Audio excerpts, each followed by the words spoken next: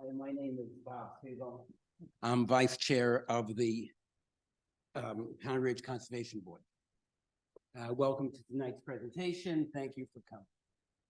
So what attracts many people to Pound Ridge is its scenic beauty, its rural seclusion. Preserving this balance of nature is important to a community like ours. The town's green vistas, the unspoiled woods, they serve to create a unique character. Most people who move to Pound Ridge understand the need to maintain the natural surroundings that we cherish, with large portions of our natural surroundings purposely left undeveloped. So we try our best to act in harmony with nature. But what happens when nature, here specifically black bears, intrude and interfere unexpectedly in our daily lives? Many, if not all of you, know that in August there was an incident involving a male black bear and a 7-year-old boy in Bedford.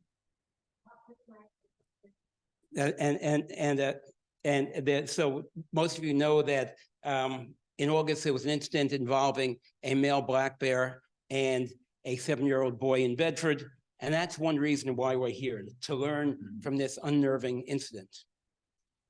Bud Veverka, the Director of Land Management for the Mianus River Gorge, is joining us today to talk about black bears. And his presentation is entitled, Living with Bears, Helping People Live Safe and Prevent Conflict. Bud has been Director of Land Management for the Mianus Gorge since 2016 and is responsible for coordinating all land management activities for the 1,100 acres encompassed by the Mianus River watershed. Bud's presentation will focus on demystifying black bear behavior, and we'll explore the reasons people and bears have conflicts and what we can do to reduce potential conflicts so as to live in harmony with our black bear population. At the end of Bud's presentation, there will be a Q&A session, both for those present at the library and those participating via Zoom. So let me, at this time, invite Bud to the podium to enlighten us about black bear behavior. Thank you.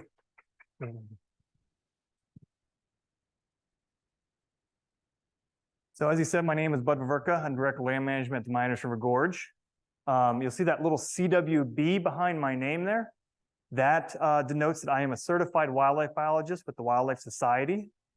I've been a biologist and worked in the field with wildlife in 7, 8 different states. I have worked on a lot of birds. I've worked on a lot of different mammals. I've gotten the opportunity to have my hands on about 20 different bears in that time frame.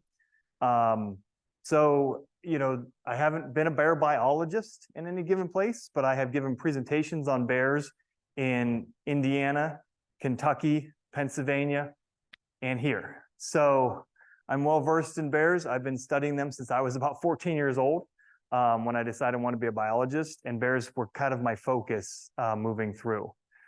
You know, as I started coming here and seeing, you know, a little bit different thoughts on bears, as where I was in places like Indiana where we had no bears and one bear showed up for the first time in 170 years, or places like Maine and Pennsylvania where I spend time, where they have established bear populations that have been there for, you know, a good 50 to 60 years established. And so it's extremely, seeing all the different thoughts about people having bears in a new area and how people live with bears is something that I'll try to bring to the table here and talk about what we can do to live in places with bears. Because we have 38,000 bears in Maine. We have 4,000 bears in Massachusetts. And they're even inside of 495 now. And, you know, the highest incidences of reports and of roadkills is in Connecticut, which only has 1,000 bears. So, you know, there's things that need to be educated in these areas where we haven't been used to the species and where we do have a lot more people. But the bears are adapting. They're adapting to higher housing densities than they ever have before. Same as other species like bobcats and coyotes. We have coyotes living in Manhattan. So, you know, these are things that, you know, we have to adapt. We don't want to exclude wildlife, especially as they make a back from where we brought them to the brink almost. So we'll talk kind of through, and the name has changed slightly, but it is about understanding behavior, really to reduce conflict and negative interactions. And that's not only bear behavior, but that's human behavior. So I start with a quote from the introduction to a book called Living with Bears Handbook. I have them for sale for $20 if you'd like one at the end of the evening. You can also go on to Amazon and find that book. It's the second edition of it. But this is one of the bear biologists who co-authored that book. And I was going to read this quote here. Educating people about human-bear conflict prevention is the heart disease of wildlife management. We all know that to live a healthy life and to avoid heart disease, we need to eat well and exercise. But all too often, it takes a heart attack before someone finally changes their behavior and does what it takes to prevent more problems. But instead of removing attractants, people look the other way until one of those bear visits results in property damage or even injury. If you apply yourself and work with others to prevent human-bear conflict, I know you can make a difference, and I know you can affect change for people and for bears. It's a very good handbook. I really highly recommend it. I also have some handouts in the back of the room that have some great information on there. So please take some of those and make sure to talk to your neighbors. So let's start and talk a little bit about the bears themselves. So a black bear is a stocky animal, 3 to 5 feet at the shoulder. It's 5 foot to nose. When it stands up, it's about 6 foot tall. Adult males weigh about 300 pounds. Adult females weigh about 180 pounds. That's the average. Males can get up over 600 pounds. Females would be over 200 pounds. Some females are smaller than that, depending on what food they're getting. Everything about a bear is food dependent. They are flat-footed or plantigrade. They've got a flat foot. You'll see if you look over at the paws over here, the bear paw, you'll see that the whole pad hits the ground and up to the heel. But they can run up to 30 miles an hour. That's much faster than we can. They're agile climbers. They can climb up a tree as fast as you can snap your fingers. They can be 30 feet into a tree. Extremely fast climbers. They're proficient swimmers. We have actually found them in salt water 9 miles out into the Gulf of Mexico. They can swim across any lakes. When you see the polar bears swimming at the zoo, black bears are the same way. They can swim just about the same. Exceptional hearing and smell. People say, well, they have trouble seeing. They don't have trouble seeing. They have eyes similar to ours, a little bit better than ours, but their hearing and their smell is phenomenal. Their hearing is really good, around what a dog would hear, but their sense of smell is one of the best in nature. That's when they stand up. They typically stand up, they'll drop their lip, and they take a lot of air in, and they can smell up to a mile away. And so when we come down to the bottom one there, that being omnivorous and having that long distance smell is why that's a driver of conflict. But I also want to mention that we call them hibernators with quotes, because the definition of a hibernating bear has changed over the years. They're not a true hibernator. A true hibernator, like say maybe a woodchuck, goes into the ground, its body temperature drops, its heart rate drops, and it's almost near death. And so you can almost tell, you could go in and you could shake that animal while it's in its hibernation state, and it won't wake up or move. And then every so often, it comes up out, it raises its body temperature, it raises its heart rate, it comes out and it goes to the bathroom and eats a little bit, and then it'll go back in the winter. And so you'll see like a hole where you'll see some little paw prints maybe in the wintertime where they'll come up and they'll go back in. This is the whole Groundhog Day thing. And so what we see with bears is they don't do that. A bear goes into the den, it keeps its body temperature fairly high, it drops a little bit, it keeps its heart rate pretty high, but it drops a little bit. But every time I've looked into a bear den, about 90% of the time, the bear is looking back at me. They're very conscious and aware of what's around them, and they can escape the den at almost any moment. Because they keep their body temperature high, because they keep their heart rate high, but they don't go to the bathroom for 5 months. People are studying them for kidney disease, things like that, because they don't wake up and move on. They just pretty much lay there in what's called a lethargy, and this kind of state of, I always say, when you wake up in the morning and you hit the snooze, but you're not quite awake, but you're there, And if something comes in the room, you'll know, but you're like, I can't functionally move. That's a bear. Because of that, they lose a third of their body weight during that hibernation period. And so that's why it's so important for them as a omnivorous species to find lots of food. They need a lot of calories to build that weight to hibernate. And it's a driver of conflict. Here you'll see foods provided by people and foods provided by nature. And really, you know, the differences are stark in what the calories can be over and provided by nature with the calories of things over there provided by people. If you look at the beehive, 10-frame beehive, 68,000 calories from just taking down a beehive, you'll see why they target that. Or we have the really common one, the bird feeder filled with 7 pounds of bird seed is 18,000 calories. Those are two of the biggest items on there. So that's why we see those things targeted in our neighborhoods. They have those high calorie levels. That bear could work for months trying to find a pound of blueberries in our woodland, or a pound of hickory nuts, which is 60 to 80 hickory nuts, it only gives them 2,000 calories. And they need 20,000 calories a day in the fall to build weight. So we look at, I love some of the examples on here. I love if you see the picnic basket, it's very Yogi Bear there.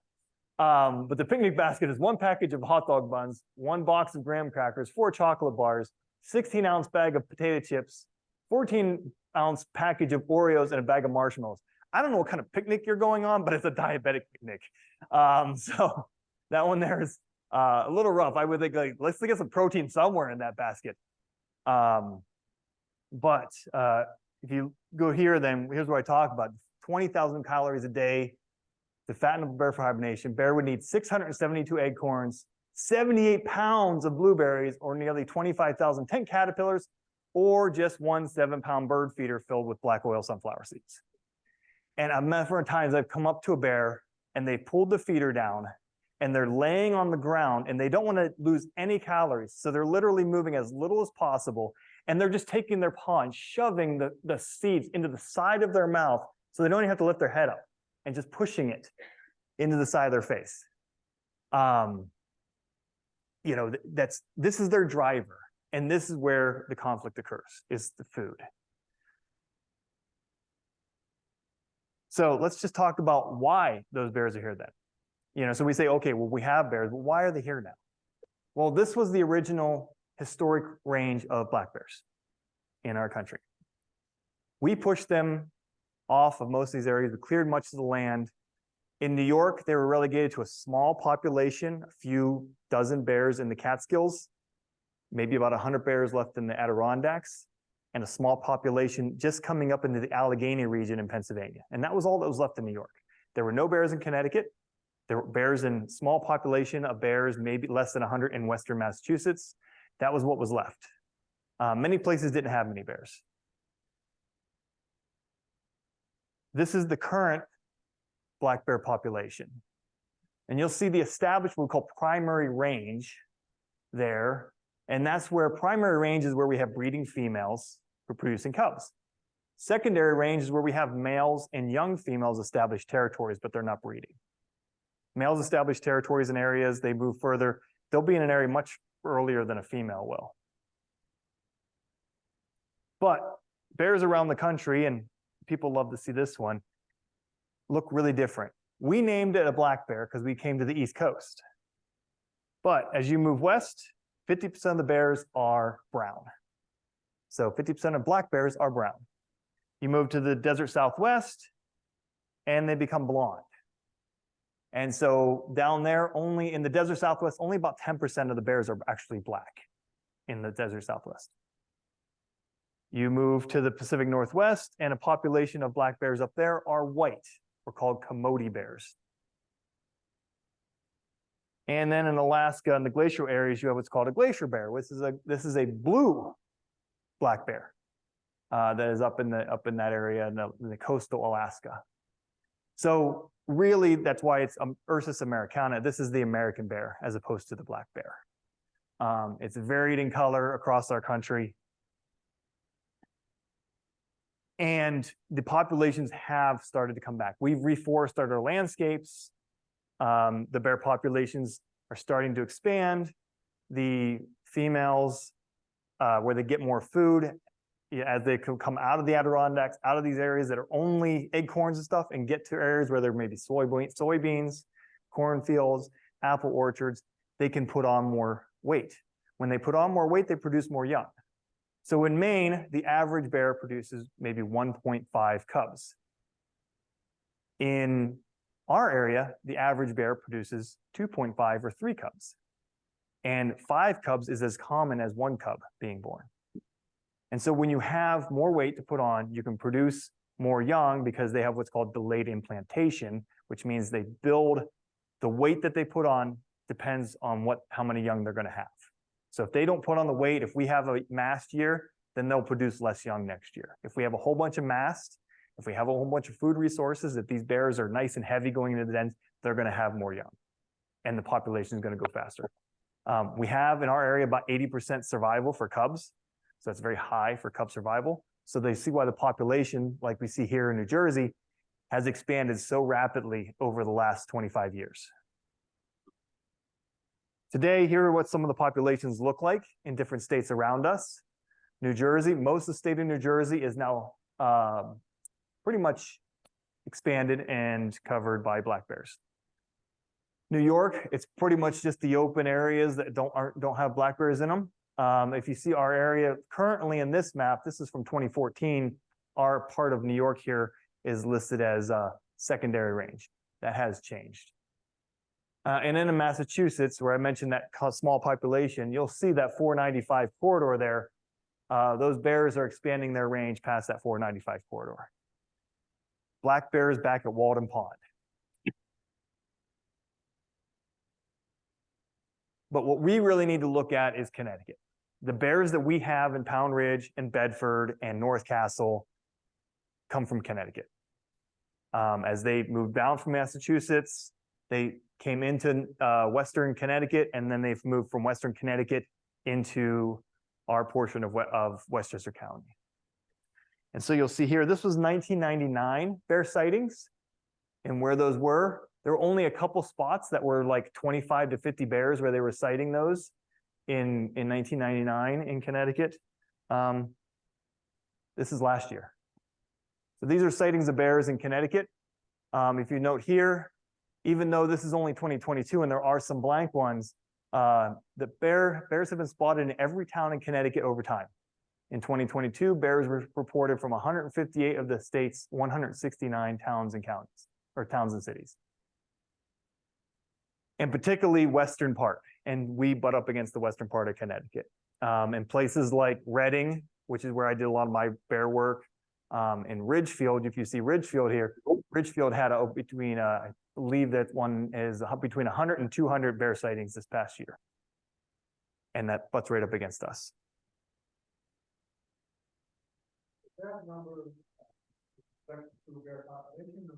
It retracts, so what you'll see even cited in here, human population density affects this too. So 10 people in a neighborhood all report one, that does boost the numbers up. So that 100 sightings is not 100 bears in Ridgefield, it's probably 3 bears in Ridgefield that everybody spotted about 40 or 50 times. So that's the difference, but it still can gauge you population and how populations are occurring. And we kind of see this band coming down with those higher density numbers getting up against Westchester County. You'll still see, and and as I look at landscapes and housing density and what bears are like, I don't think we'll see many bears established south of the Merritt Parkway and west of 684. I think if you are between 684 and the Merritt Parkway north, you're going to be in bear country, which is Pound Ridge. Here is showing, now this is a little more better indicator. This is sows with offspring. So this is a female, we call it a sow, a female bear with offspring.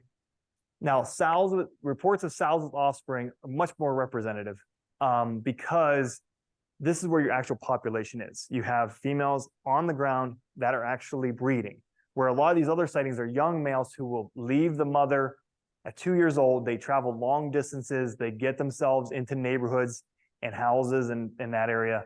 Females with cubs tend to be a little more woodland bound. They don't go into neighbors as much. We do have one in this area with the ear tags in that is really enjoying being in backyards, but she is traveling primarily one power line. And if you border that power line, that's the house you're getting it. I talked to neighbors who are just one house over from that power line and they haven't seen the bear. So, you know, they stick to their corridors, particularly these females with young cubs, because the more they venture to places, they realize they can't, you know, they're putting their cubs in danger. But they do try to go to areas where they can find food. And what it is females do spread fat slower. Females, when they leave the mother, go shorter distance away from them and establish a territory, sometimes overlapping the mother's territory. Males, because an adult male who's going to breed that female will kill the male cub that's in it if it's still in the area. That male cub will go far away. It's really a genetic thing so that she doesn't end up breeding a cub. And so those males flee much further from the females. So what we want to see, this is 2009, so we're not going all the way back to 1999. This is 2009. This is 2022. And you'll see Ridgefield there again in the 11 to 25 range now. And most of those sightings are that female with the ear tags because she is a Connecticut bear, but she is spending a lot of time in Pound Ridge and South Salem, Lewisboro. So we did some research between 2017 and 2019. These were all of our partners. We're going to be starting that research again next year. We're doing a large bear project using remote cameras in clusters from Reading and Putnam County, and then a couple clusters in Westchester County to see progression over time. How many more bears we see 5 years from the time we did the last study? How many more bears in our area, and will we see females with cubs? Our original study, we found one female with cubs in the Reading area, and that was the only female we had with cubs up in Putnam County. We had no females with cubs in that study over 3 years in Westchester County. These were some of the bears we saw in that study.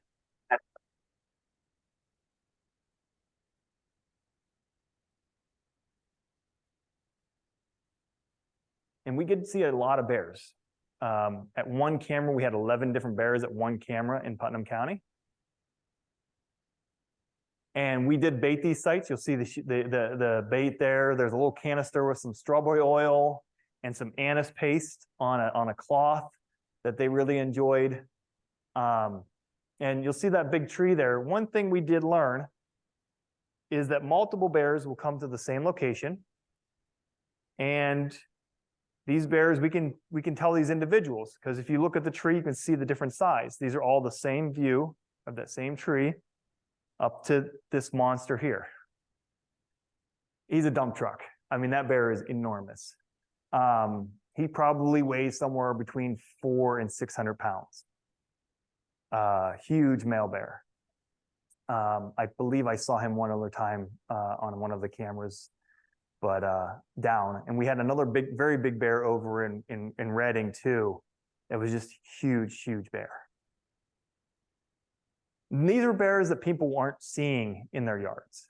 We're catching them on the camera. We're bringing them. We're putting these cameras in corridors in the forest with a scent bait that they then will come to. And so people weren't reporting seeing these giant bears around. These are bears that are mature and they're staying in the woods. What we typically see are these young bears. It's unusual we're seeing this female with this so much, but she's had some interaction with people. When before she had young, she was a younger bear. She did get some meals when we talked to some of the neighbors. We also learned that there is conflict already, and these were photos that were sent in from some of our neighbors. The first one was Pound Ridge. The second one here is Reading, and this one is Pound Ridge as well. So conflict, and we're going to talk a lot about Connecticut because, again, Connecticut bears are our bears. So we are going to talk a lot about the statistics because we are more like Connecticut than New York. Most of the bear population in New York is in the Catskills, is in the Adirondacks, is not similar to what we're experiencing. Connecticut's experiencing what we're experiencing. So we're talking about thousands of reports of conflict each year. If you see here, not only do we have the conflict on there of some of these with reports of conflict of 250, but we have, I think, maybe 67 bears entering homes in 22 different towns in that area. And so when we start to break down these numbers of conflict, we really see the things that they're after and the things that we can help to prevent. You'll see there, major one, bird feeders and trash. We have full control over bears getting those. And if the bear does not have an attractant, it doesn't have a reason to interact with people.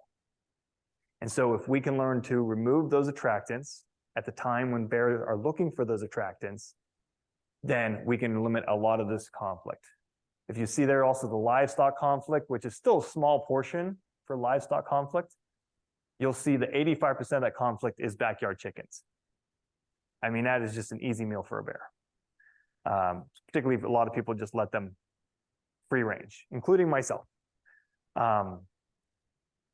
So you know, you're going to have some conflict with those type of things. It's interesting they have vehicle conflict because that's typically one way there. Structural conflict, that's those 67 houses that the bears have got into. But I've also seen structural conflict where there was a beehive in an old shed and the bear decided to peel back the old shed to get the beehive out of it.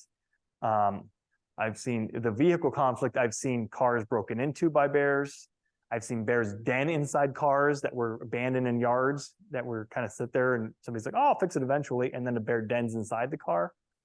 And in structures too, that one of the bears ate their air conditioner, like dismantled and pulled apart all the foam in the air conditioner. Weird things like that.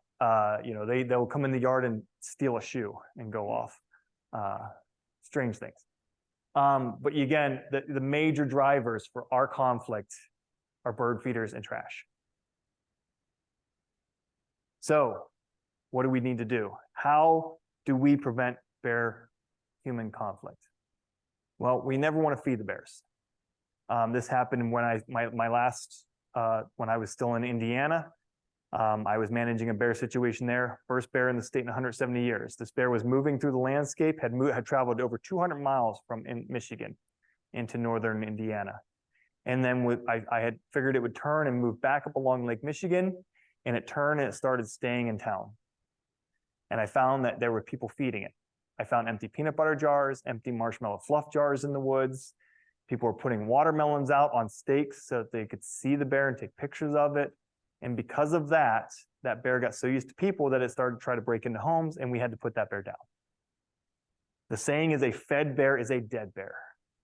And if bears get food without some kind of negative stimulation to them, they're going to continue to do it. Same way if you have a kid and they keep getting a cookie jar, but you never tell them they can't get in the cookie jar, they're going to keep getting in the cookie jar. But if you yell at them, then at least they're going to sneak it until you get, maybe slap their hand. And it takes something to make them stop. Yes.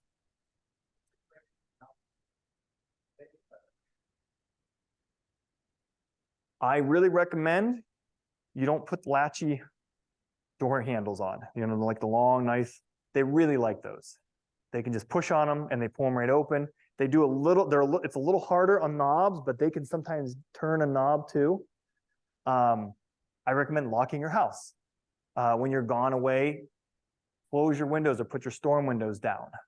Something like that. Don't leave the windows all open. We want to leave the windows open. But a lot of this, if there's a bear in the area, and this is why people need to talk to their neighbors. Hey, there's a bear in the area. Okay, I'm not going to leave my windows open tonight. Those type of things. But the biggest thing to get them not to come to the house is to take those attractants away first. So, I had in that same neighborhood in Indiana, I had one house that was seeing the bear twice a day because the guy kept putting his bird feeders. The bear would take down the bird feeders, he'd put them back up. And all he told me was, I want you to kill the bear. And I could tell him, you just need to take your feeders. And he's like, I'm not going to stop feeding my birds. I want you to kill the bear. His neighbor on either side, neither of them fed birds. Neither one had ever seen that bear. And he saw it over 40 times. So because if the attractants aren't there, they're not going to come. Here it is. Remove all attractants, things that smell. You're going to secure your garbage and recycling, put it out day of, put your cans back away. They have the little lock thing on your cans. You may want to put a little combination lock on there sometimes. That'll help with the raccoons too. So they're not lifting your lids up. You can lock those a lot of times, or put a strap across the top. If you have the space in your garage, keep them in the garage. Remove bird feeders from late March to early December. The birds don't need bird seed that time of year. We have very few seed eaters in. There's enough natural foods around. They don't need it. If you want to do some jellies and some fruits for the Orioles, you want to do a hummingbird feeder, do those, keep those close to the house though. The further away the attractant is from a forest edge, the less likely that bear will go for it first. Because usually it comes into a yard, hits a bird feeder that's closer to the woods. Then it'll come a little further than that each time.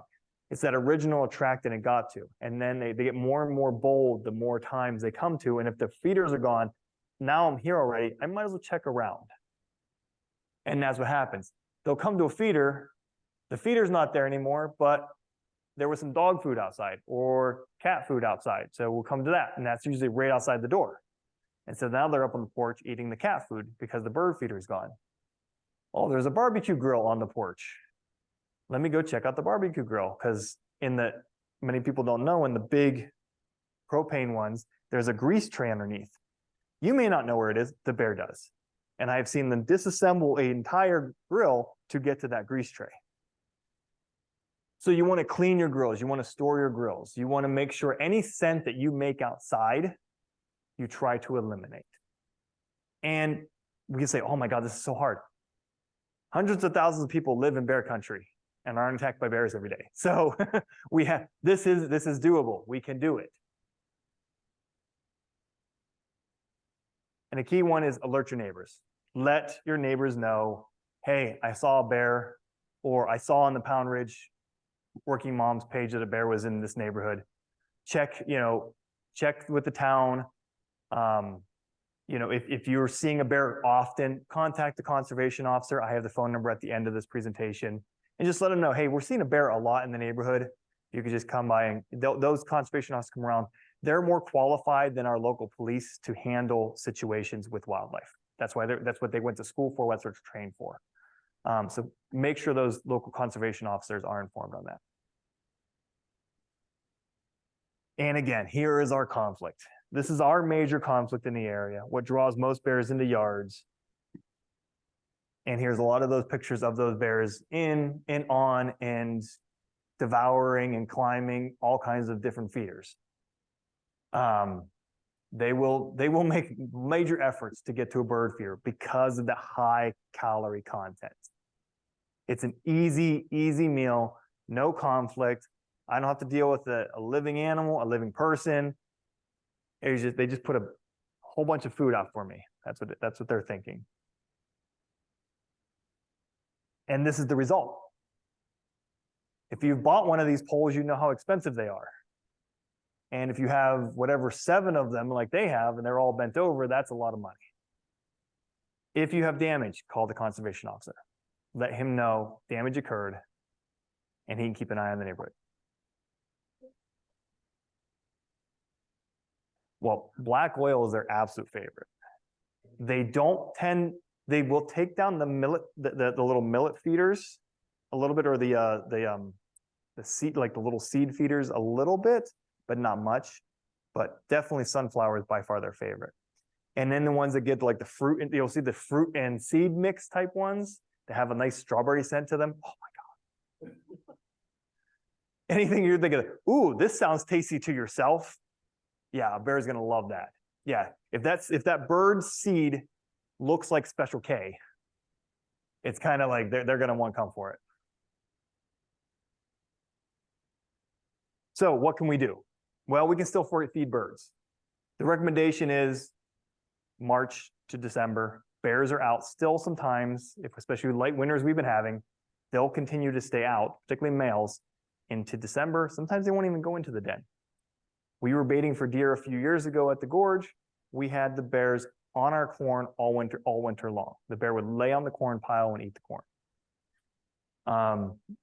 And so we want to try to make it so the bear cannot get to the feeder. And this cube allows you to bird feed. I have friends in Wisconsin and Maine who feed the birds year round, but they know how to do it. They elevate their feeders. And then if a bear does come in the yard, they harass that bear. And that's what I'm going to teach you also, how to harass a bear. But you want to keep it 10 foot to the bottom of the feeder. I said they're 6 foot tall. They can reach up, makes about 8 feet. If you keep it at 10, they can't get to that feeder at all. Impossible. They may try to climb these poles, so you may want to wrap the pole in metal because they'll climb up the pole. Keep the ground around the feeders clean. This is a really cool one. This one's actually, you raise it and lower it like a flagpole. It's got a little crank on there, and you can crank all your feeders down and then put the feed in and then crank them back up. And then you've got the big strings of them that you can string your feeders all up. You see that one up there has not only the hummingbird feeders, it's got all of them, but they're all well elevated. Bring your feeders in at night.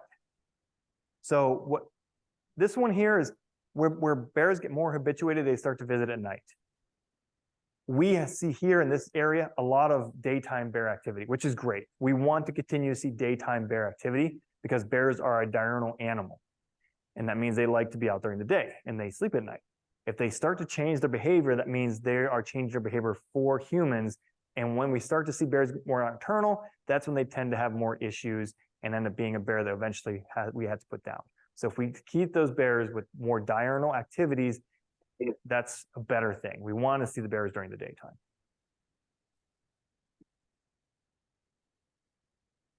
And attract birds in other ways. Plant bird-friendly landscapes, provide water, baths, provide shelter, perches, and trees and shrubs, create dust baths, provide bird houses. Clean out the bird houses after they fledge. The bears will take down those bird houses because they smell. We had about half of our bird houses taken down in the Mianus River Gorge from bears. We typically clean them out in February. They hit them just afterwards, so we started cleaning ours out earlier.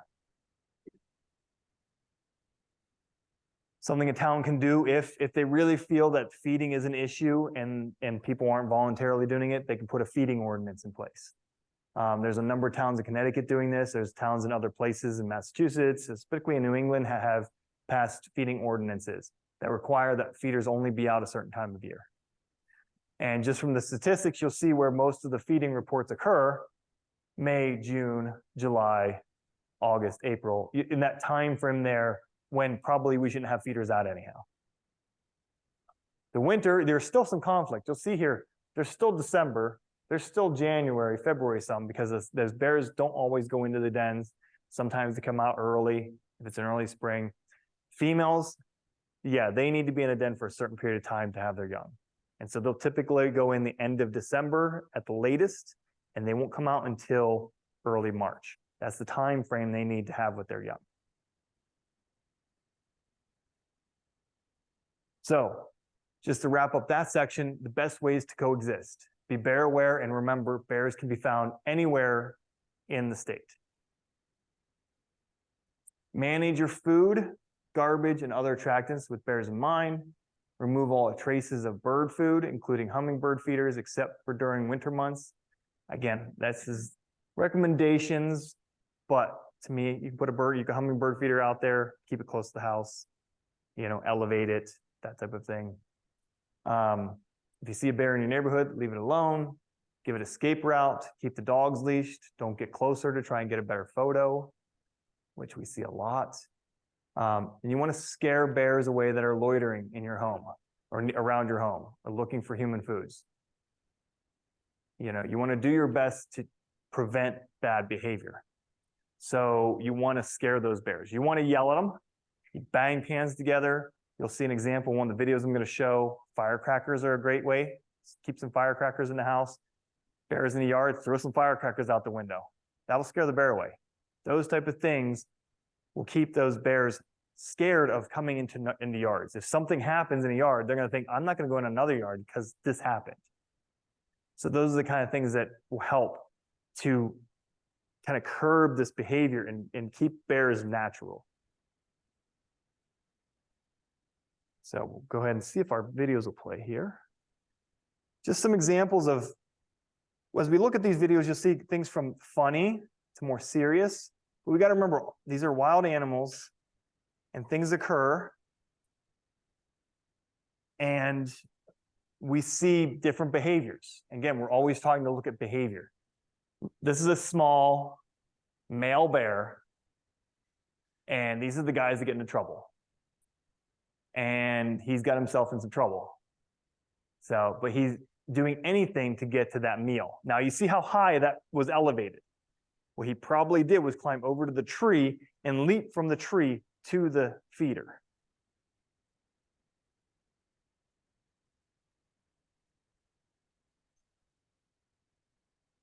Let's do this here.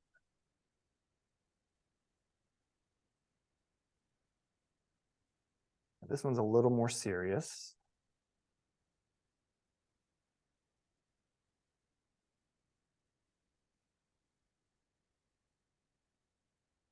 Hopefully we're getting the sound.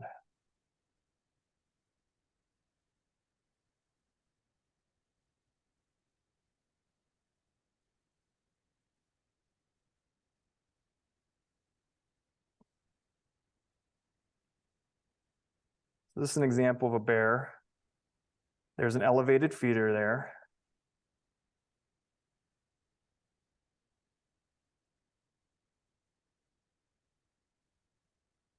This bear decides he's going to climb the tree. You'll see the cub behind it also mimicking it. See our little cub back there?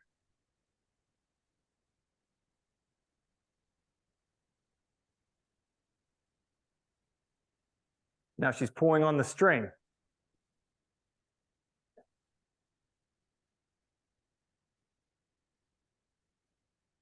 Now, what are we seeing the person doing right now?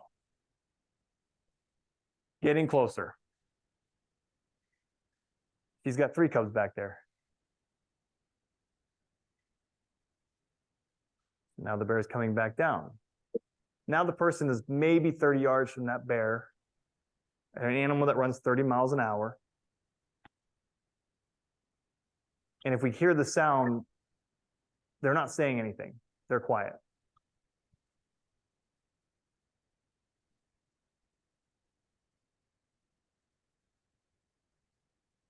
Now what they should be trying to do is scare this bear, which they're not doing.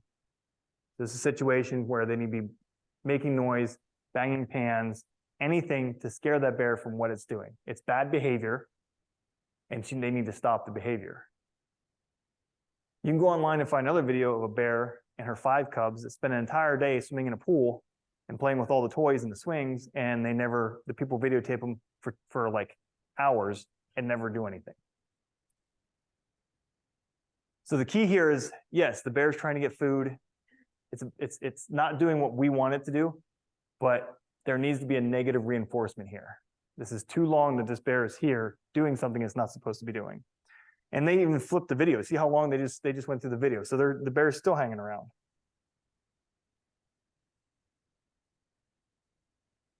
The bear actually does not get it. So, but it makes every effort to try. Don't believe it gets it. But even I think, yeah, it's up there. It tries, but it doesn't get it. So it doesn't get the food, but it also doesn't get scared. So it's going to try again somewhere else. Yeah, let's go with our next one here. So, are we picking up sound on this?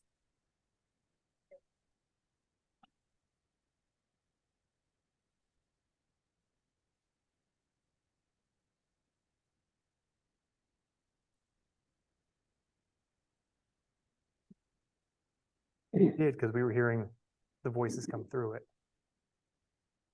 You never know when you play these videos, every different place you go to, whether they play through. But I'll describe some of the audio here. It's a wife and husband talking in the house. They're currently looking at the bear. Now this is elevated. You see the ground is very clean. So these are experienced bear country folks. Now the bear goes up there. He's got something, I don't know what that is on the tree itself up there, but it's the bear starts to grab him. He yells like, hey, hey, don't be breaking that. Don't be breaking that. And then all of a sudden we now at this point, we don't hear the gentleman anymore. He's going to get something.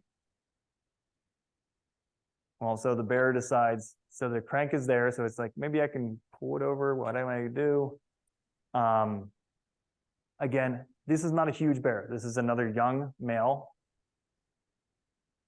He breaks that off, whatever that was. At that point, firecrackers. And then you'll see at the end here, he throws one more like M80 out a little further here. When it comes, you'll see it come flying into the screen. There it goes, flying out. Some kind of deterrent. That video was very short. That bear came into the yard, looked, climbed up, once it climbed up the tree, and it didn't just pass by those feeders, threw out firecrackers. That was a negative reinforcement to that bear. That's what we want to see.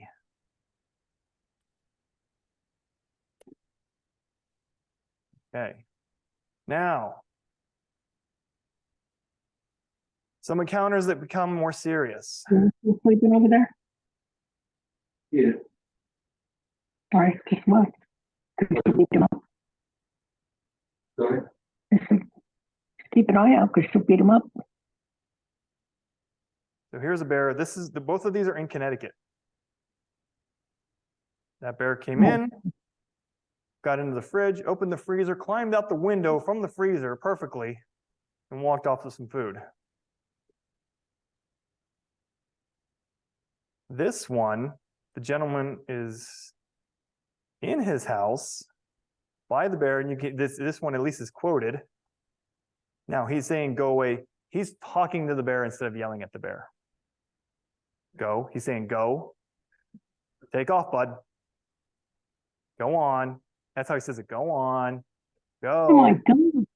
Go The on. bear in his house, and he's telling the Go. dog, go on. And then he kind of generally follows the bear towards the door. Scare Bear him. goes out the door.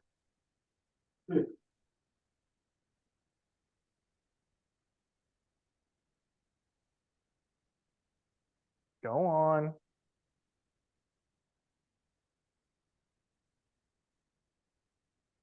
Now you'll see the front door was open, the screen was busted off. And so the bear just came through the front screen.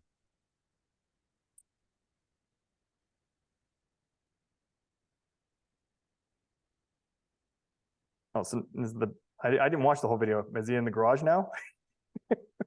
Oh yeah, he left the garage door open too. So and this is actually one of the most common ones we see for house invasions is bears in garages.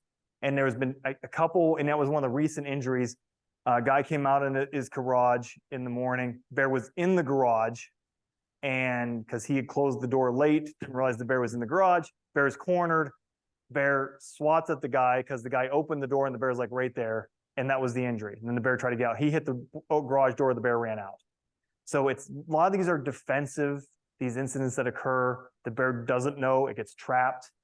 But it's the prevention, it's the before. We need to stop before we get this, because most of the bears, if local authorities find a bear that's entered a house, most of the time it's shot because it's entered a home.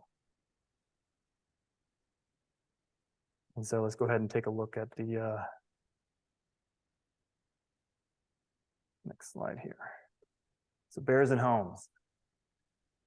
So there was a new record in Connecticut, 67 incidents reported in 2020, just in 2022. Many of these incidents occurred where bears pushed through screen doors and windows and followed odors from kitchens or pantries. So they're looking for food. But the reason they came to the yard originally was probably got a meal either at your neighbor's house or at your house prior. And now you've removed that outside attractant, But they've decided, well, I made the effort to come here. Because I made the effort to come here, I'm going to look around and see if I find anything. Because I burnt calories to come to this spot, knowing I would have a meal, which I got before. I don't find it now, so let's investigate before I spend more calories leaving without a meal. So this is a bear's brain, how they comprehend and why these invasions occur. This is the bear's not going to this house first thing and breaking in a house When you had 45 as its reports, first thing it's doing. 2022, It's when the already gotten food in a human there- situation, and we progress but to house they're invasions. leaving the front door open and they're knocking the screen door right off. Or else they're walking in the garage door with Okay. So what do we do when we actually encounter a bear? Now we've moved from the trying to prevent conflict to what now sometimes encounters are going to happen. Commonly on trails. So we have a lot of preserves in our neighborhood. We have a lot of places to go hiking, and bears use these same pathways. Bears do not want to burn a lot of calories. They're not going to trample through that patch of barberry as much as you would trample through the patch of barberry. They're going to take the trail that runs through the patch of barberry. Same as you. And so people will run into each other. The key when you're hiking is to make a little bit of noise. I know you want to see wildlife, but it doesn't have to be big noise. You can put a little bell on your shoe, and that's all you need. They have such sensitive hearing. As long as they know you're coming, most time you won't see them. They'll be gone before you even reach them. The biggest incidents we typically have of people who bump into bears is trail runners. They wear lightweight clothes, not a lot of noise on their clothes. You know, they don't have a pack or anything that's making a little jingling noise. They're in lightweight shoes. They're not talking to anybody. They're alone, and they're moving down trail quickly. So they get on the bear much quicker before the bear knows they're there. And they come around the bend, and they're going to meet face to face with the bear. The bear thinks, "What is that?" And it just goes like this. And these bears have a 2 to 3 inch claw like this, and 5 of those on each paw. And their arm strength is they can easily pop rivets off of pop rivets off or welds off of metal to metal. So they've got super strength, and they're using these claws, and they're just swatting at anything that they feel is a threat. So that's where a lot of these incidents occur. So it's important to make just a little noise as you're walking down the trail. You can have, if you have your earbuds in, we try to recommend have one earbud in maybe, so you can know what's going on around you when you're running. That's just traffic safety help too. And maybe put your sound on there, especially if you're in an area where you're not going to be alone and not disturbing anybody else. Maybe put the music on really low so you can hear it, just hear it. It's not pervading, but that really low music, that bear will pick up. It'll know. It's just a matter to warn them that you're coming. So here it is. I did this one for birding at one time, but you want to find a buddy. Hike in buddies. Go into the woods. This is a recommendation for any time you go hiking. You should always have a friend with you. You shouldn't do it alone. Run with a buddy. Make a group of runners instead of just going alone on your running sets. So you have more than one person out there. When you have the encounter, make some noise. Wear a bell. Have something on you that jingles, make some kind of sound. If you have that encounter, you want to stay calm. Don't approach the bear. If you're small in stature, stand close together. This dad has the arms up, but he should be pulling that kid in next to him, right here. So it just makes it look like bigger, and there's not a little small thing that bear is seeing. You're going to raise your arms up when you encounter that bear. And what you can do is if you see the bear at a distance, you can take a picture. You can watch it walk by. Only if that encounter starts, that bear stops. That bear looks at you, a bear starts walking your way. That's when you need to put the arms up and let that bear know that you're bigger than it. So you put your arms up, and you don't say, "Go on, bear." You say, "Hey, bear." You want to use a lower voice. Don't scream, and don't turn your back, because these animals are, even though omnivorous, are still a large mammalian predator. They can take down deer, and when you turn your back to run, it was an instinct in these bears. In the older bears, they may want to say, okay, that's like a deer, I'll go chase it. Young bears are like, I used to play with my brothers like that. So it may even be a play for them, but they're so strong, they don't know. And so it's important to keep your facing forward, arms up, loud voice like that. And if you had that dog in your yard, you know, your grandfather with the dog in your yard, get out of here. That kind of voice you want to have. Hey, get out of here. That kind of thing. You want to yell it. And as you're doing that, you want to be backing up and backing away from that bear as you're yelling at it. And as you do that, if you're on one of these close trails that we have around here with barberry clumps on both sides and that bear continues to come your way, he may not want to interact with you, but his escape cover may be behind you. Bears will go to what they know, and if they don't know what's behind them, they're not going to run to it. They're going to run to where they want to go to their escape cover. That may be past you. So I always recommend here, as you're backing away, you try to back kind of off of the trail slightly so that that bear can come down the trail if it's still coming by. If it is continuing to approach as you come down by, pick up a stick, pick up some rocks, anything that you can use that you may just want to poke that bear as it's coming, you know, if it starts to turn and look at its head at you, can kind of give that bear a little snap at the head or anything like that. Just to say, hey, I'm more of a threat. I'm going to cost you calories if you fool with me. Those are the kind of things you want to do. If a counter and comes to actual physical contact, as I mentioned, you want to throw rocks and sticks first as that bear gets really close. If it comes on you with a black bear, you want to fight it. Punch at its nose, punch at its eyes. Everything else on it, there's no point in going after anything else on a bear. Everything's too strong, too muscular, too covered in fat. You want to go eyes, nose. You're going to punch at those areas.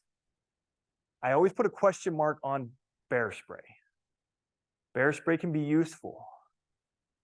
Most of the time people buy bear spray, it expires. You're never going to use it. I always recommend if you're going out west to hike in grizzly country, you definitely buy one. But around here, the encounters with bears typically are walks through the yard. And what somebody will do is panic. The bear's in the yard walking through, and they'll go out on the porch and they'll try to hit them with bear spray. And half the time they're upwind and the bear spray comes back in their face. The other half the time is they take a bear who was just moving through. Now they've hit it with bear spray. Now you've confused that bear, you've injured that bear, and now it's in panic mode. And now it's more dangerous. So many times you're only going to use that if that encounter is within 5 feet. Make sure it's close and make sure that wind is going this way from you, which can be tough. You know, so if you're going into the wind, because a lot of times that's when these encounters occur, because the bear hasn't winded you as you're coming down the trail. So the wind's already in your face, and then somebody gets the bear spray out because the bear didn't smell them.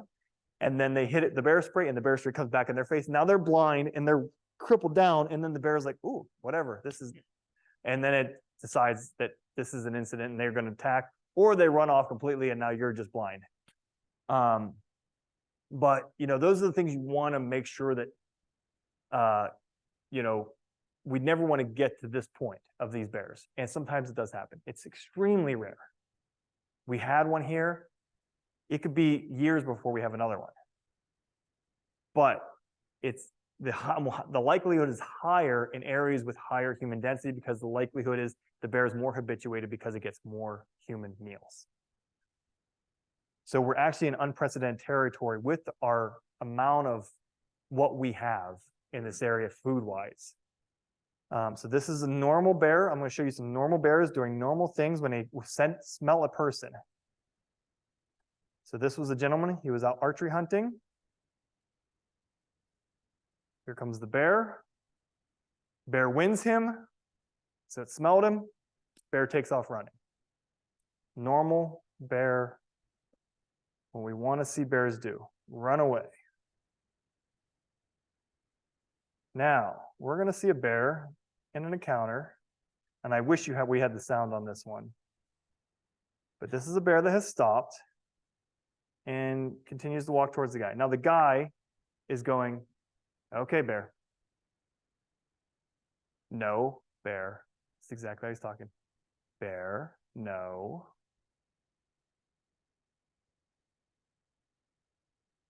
Go away, bear. No.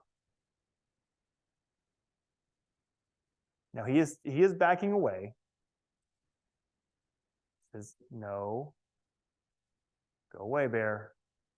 He has yet to raise his voice. He's talking quietly and calmly. No. Now he turns for a minute and then, let's see, where does it happen here? So he's still continuing to quietly talk to this bear as the bear is following him. And there's a moment here. There he is. That bear started to run towards him. He goes, oh, no, bear. The minute he raised his voice, that bear walked the other way. That bear started a little trot. The guy finally yells, brings his voice up to what you're supposed to have done to begin with, and the bear walks away. Now, this gentleman takes his camera and decides to follow the bear. And he follows him into the woods. So, you know, what is supposed to be done? Had he initially, when that bear first started walking his way, if he just raised his voice and not talked to it like a child and talked to it like an animal, the incident wouldn't have occurred. Now here's where he's following the bear all through the woods. So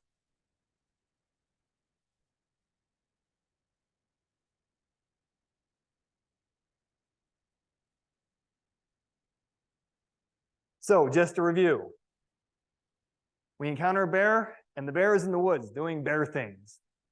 We take a picture and we move on. If the bear is on the trail, that's the trail right in front of us, let's go find another trail.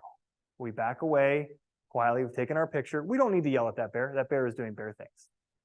He is really enjoying himself.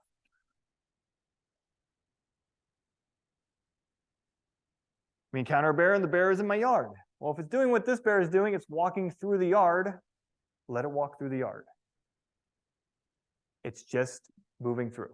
Now, if the bear stops, that's when you need to make some kind of negative reinforcement. If that bear decides to lay down and take a nap in your yard, climb in your pool, sit in your sprinkler, whatever they like to do.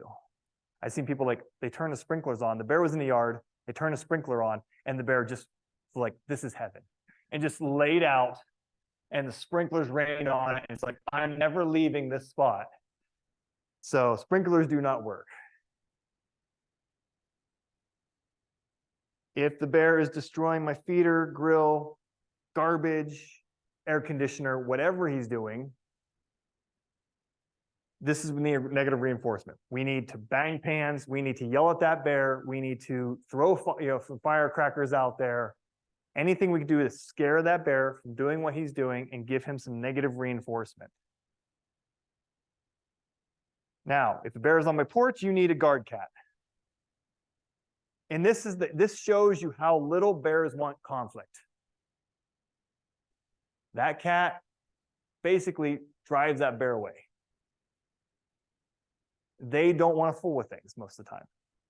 And so this type of incident, yeah, you could scare that bear off, but that bear is not on the porch. Same kind of thing, some kind of negative reinforcement. You could have banged on that door real quick and now do the same thing, scare that bear. You know, anything you need to do to get that bear from that area. Because the last thing we want is this one. Because when the bear is trying to get in the house or in the house, most time this bear has to be put down by an agency or a police department. And this is where we want to prevent it, because that is a beautiful animal and he's playing the piano. And, you know, we want these situations not to occur. So here's our bear that has just really relaxed. He's just having a grand time. Nice and fat, sitting in the sun. So this is who we need to call. Connecticut folks, if you're from, come across the line from Connecticut, you'll want to call one of these numbers for sightings above, possible danger below. So that's a possible danger. This is an animal that's hanging out too long, maybe comes onto the porch.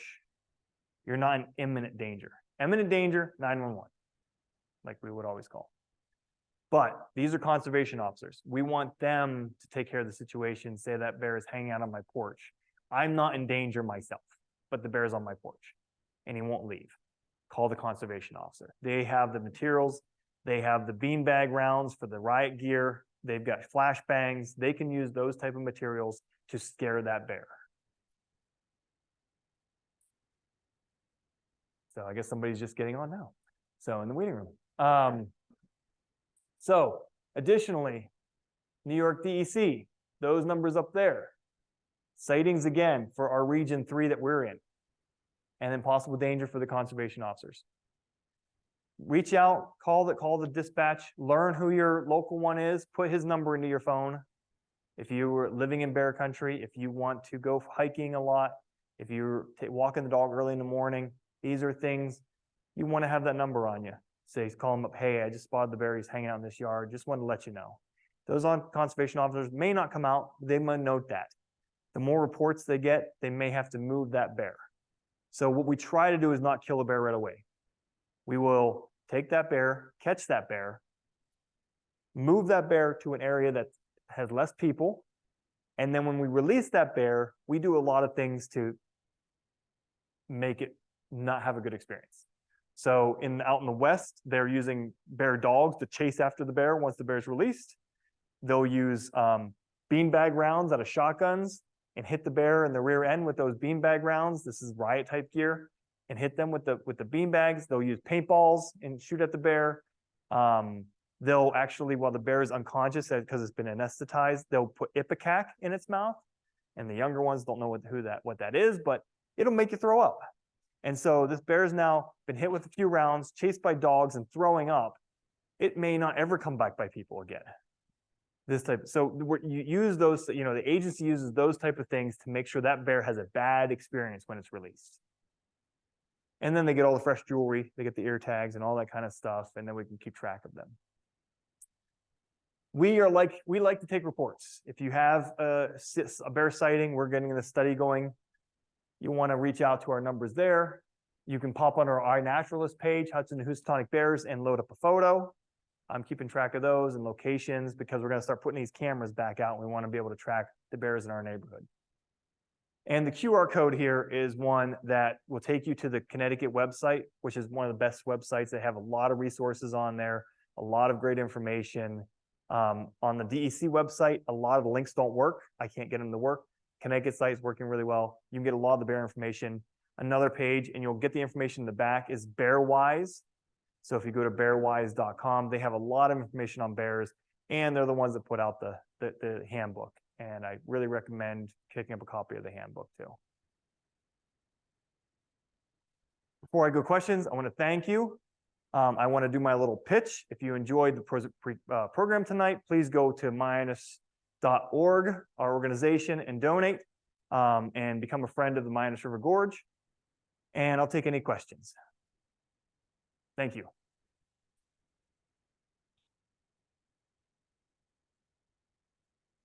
This is actually a bear on Leon Levy. That was a tree we had the bait on, and Leon Levy, and he pulled the bait down.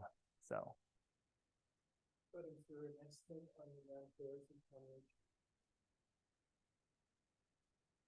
Maybe a couple. We know that there's a female with 3 cubs. We know that there's two different males. Other than that, those are the ones I've reported. There's not a whole bunch of bears running around. We have a few. The whole state of Connecticut has 1,000 bears. So, we've got a few bears running around. We have one male who has typically spent most of his time denning in the gorge. He's been around for, I think he's about 10 years old now. He's a very large male. He likes to den at the Mianus River Gorge and then spend his time near Eastwoods Road during the summer, and then comes back to the gorge in the fall and winter. Not too much. Again, fishing is a high energy thing, and so they don't do a ton of it. They'll find a dead fish. they'll find a dead squirrel. You know, they're taking carrion off the side of the road. They're not taking down deer. They'll find some fawns early in June that they can pick up easily. But again, they're not an animal that wants to spend a lot of energy to get calories. So easy meals is what they're looking for. They're berry pickers, they're seeds, that, you know, they're looking for those type of things, fruit trees, anything that they can get. A lot of bears during the summer, we won't see them, though this gets pretty quiet in July and when it's really hot, is they'll find a big tall tree with maybe a little wetland nearby, and they go down and they get in the mud in the wetland, they rub all around the net, get nice and wet, and then they'll climb to the top of the tree, and they spend the whole day just sprawled out in the tree, letting the breeze blow through. And then at the end of the day, they'll go down and do that again. They'll occasionally maybe go down and eat a few leaves and buds, but they won't spend much time. We ramp back up. They eat when they first come out in the spring because they're very hungry. They eat in the fall to build the weight. So September, October, November, they're really trying to put on weight. They're eating a lot of food. They're constantly foraging this time of year. Midsummer, they are chill. They are just hanging out, swimming, and hammocking in the trees. So they have perfect job, what we want to do every day.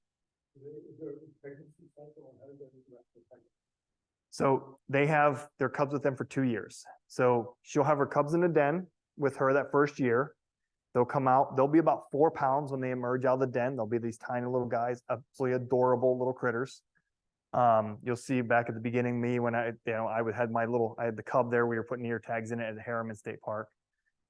And, you know, they're adorable then. Over the year, they grow to about 70 pounds, and then those cubs would den with her again. So some of these dens will have her and 5 70-pound cubs with her all in one location. So they usually have to find a large den. That den sometimes is under a house, in a shed.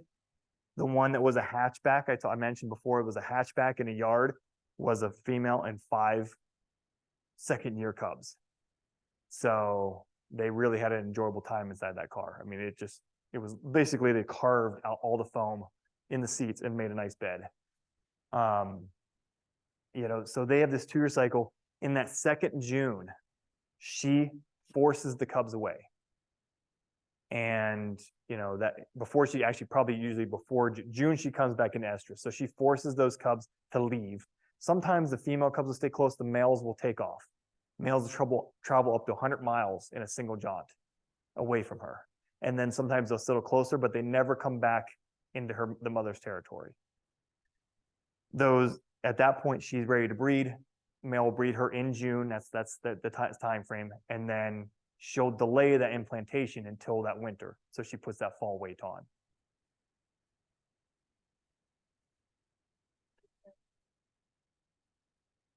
Rabies in bears is rare. We had the cub that was put down earlier this year. Where we see it more is in suburban landscapes because they interact more with raccoons. And so we usually see it a lot in cubs because the cubs will get into a garbage can with a raccoon. The raccoon will scratch or bite the cub, and that cub will pick up rabies from that. We rarely ever see it in adult or mature bears at all. Even subadult bears, we rarely ever see rabies. It's not common at all. We usually see it in small cubs, where the cubs will get rabies. And most time, that cub's not dangerous. They just pretty much get disorientated and end up having to be put down. So, but most time it's interaction with wildlife in anthropogenic sites where they're dealing with human type of things in trash related sites or something like that, where they're coming into contact with possums or raccoons, or we consider called mesomammals that have high rabies content to them. Other questions? Questions online? Yes, I do have one. Are ear tags only placed on sows or any spotted bears? Are ear tags used to only track population, or is it being used for safety purposes? Ear tags are the easiest way for us to know the bear in the field. We can use them, we can spot them with the binoculars. It's similar to putting a leg band on a bird. The reason we also have those ear tags is most people don't know that same tag is usually tattooed on the inside of the lip. So if those ear tags get ripped out, we can still identify that bear. If we capture it, we see if there's holes in the ears, and we'll be able to, when we anesthetize that bear, we can lift the lip up And inside the upper lip is a tattoo of that same number. So even if those ear tags get ripped out, that is. The ear tags are put in for bears, and sometimes certain states have different colors for different things. Bears typically, if they are in a research program, so females that they've captured at a den, and they have decided they put tags on them, and now they're going every 2 years to replace her collar. They'll have put ear tags on her. She may have initially been caught in a trap as a nuisance bear, or she just could have been trapped, baited in as a research bear to find, and we need to put some collars on females to track to find out what's happening with bears in suburban locations. So let's put some tags on them. So let's put a trap out that we can bait and get those bears in there. Or they may have captured that bear in a nuisance situation. If a nuisance bear is captured, it gets the same thing. It may be a male, but they capture it nuisance-wise, they'll put ear tags in it so that if it's spotted again, causing issues, and now they know, okay, this bear, we caught it here, we moved it here, it moved back to this area, causing trouble again, then we assess the situation. Do we move the bear one more time, which a lot of times occurs. They move it one more time, they haze it greater, make a situation worse for that bear this next time, maybe move it a little further away. The third time is usually the third strike. If at that third time it comes back in, that's the point where they're going to put that bear down. But they need those ear tags to keep track of that information and reports from people. I've tried to get the numbers off this one that has been roaming around Pound Ridge. No one has gotten a good photo for me or saw the number really well. I'd love to have the number. I think this is one that Jason in Connecticut has put collared on. So I think it's a Connecticut bear that has been collared. But I haven't been able to get a hold of Jason. He's been working on his PhD. So we'll see if I can get a hold of him this winter when things slow down.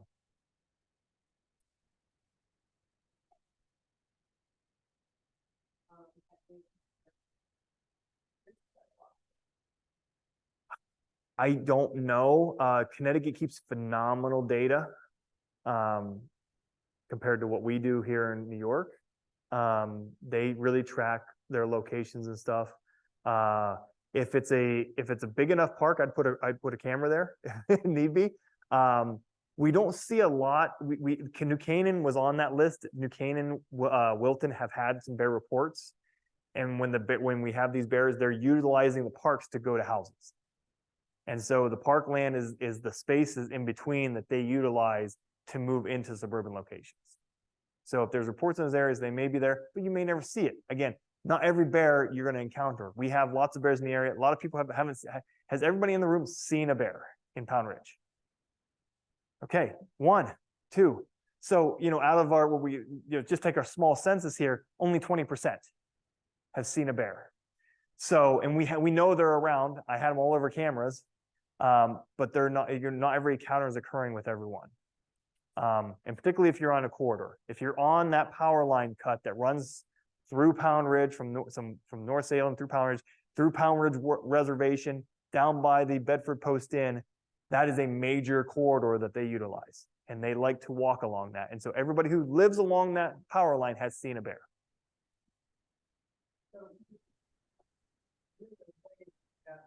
Mm-hmm.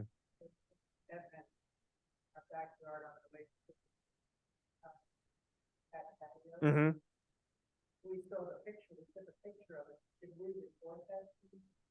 You can put a sighting into DEC. You just call and say, hey, we had a bear in the yard. They'll just kind of keep track. And then that kind of gives, a sense of where it is. I would love it too. An address, bear was here, address, so that when I start to look where I'm going to focus my cameras, I'll know where to put those. So any of those kind of things, I always feel if you have an encounter, put it into the sighting. They sometimes DEC folks get busy. They're going to maybe some way you get on the phone is a little abrasive. Go ahead and just put it in. But I wouldn't call the conservation officer. I'd call just the dispatch number, or the reciting one at Region 3, and just say, hey, just want to give my address. We saw a bear. We had a bear sighting. Just want to have you added to your list. That kind of thing. Now, if you'd seen the bear on the porch, then you call the conservation officer. So, any other final? I just want to say that I'm at 89 West Road in Pound Ridge, and I don't have any Ring cameras up. Sorry, I'm just getting My neighbor, though, has had bear encounters right next door. and she tells me that she sees the bear coming over the fence between my property and hers.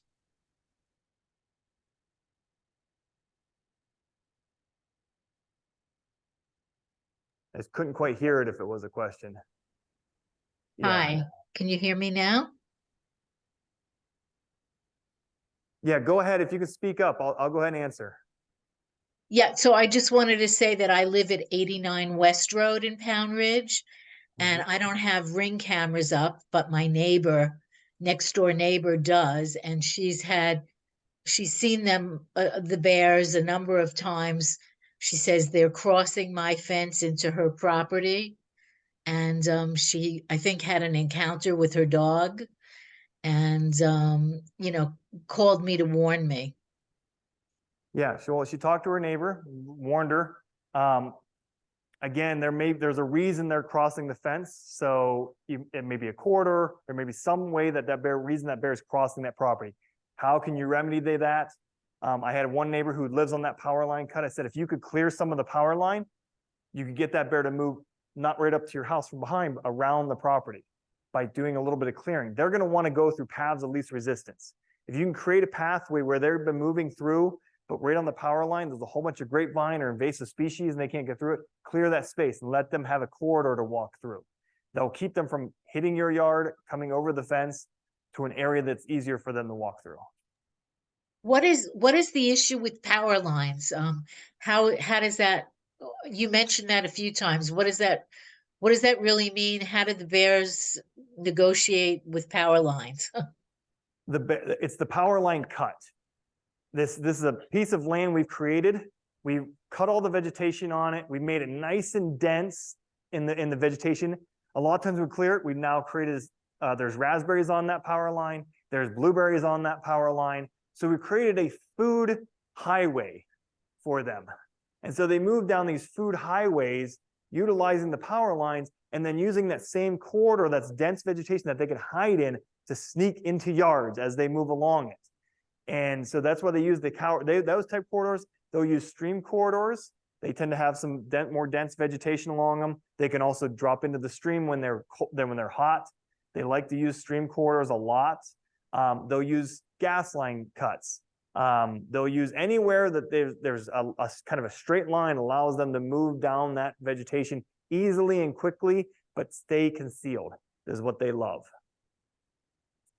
Last question in the room, sorry, pumpkins. Sorry. Hold on, I just gotta get you. Halloween time when pumpkins, real pumpkins are placed outside, are they an attractant? I've seen them feed on pumpkins a couple times. It's not something to really go after a lot. I've seen the deer work the pumpkins more than the bears do. They will feed on them if you have old pumpkins. So if you've created a jack-o'-lantern, they're not really going to bother. They want to get the seeds inside. That's the higher content for them. But if you take your pumpkins after the season, throw them all out in the woods and smash them, they may come in and feed on that. Same as compost piles. We don't see a lot of feeding into compost piles. We see a little bit. If you do a proper compost, it's usually not that attractive to them. They want the cookie container that's in the garbage bag that has great scent, that's not covered by dirt, that is not compost. That's what they're going to go after. Or the bird feeder, that has that wonderful black oil sunflower smell. Those are the things they're going to go after. So we'll see them occasionally go those, but usually they hit that because they're there for something else. They've come in the yard, they've already eaten the bird feeder. Now let's go over and work on the compost. Let's eat little pumpkins on the porch, those type of things. But they've already were attracted for something else. Last question. That's it. Hey, thanks a lot. Make sure you take some grocery stuff from the back. Really appreciate you coming out tonight. Thank you, everybody, for coming. We want to thank Bud Veverka for coming from Mianus River Gorge to do this great presentation for us. And this was the Pound Ridge Conservation Board with the Pound Ridge Library offering this program to you. Thanks so much.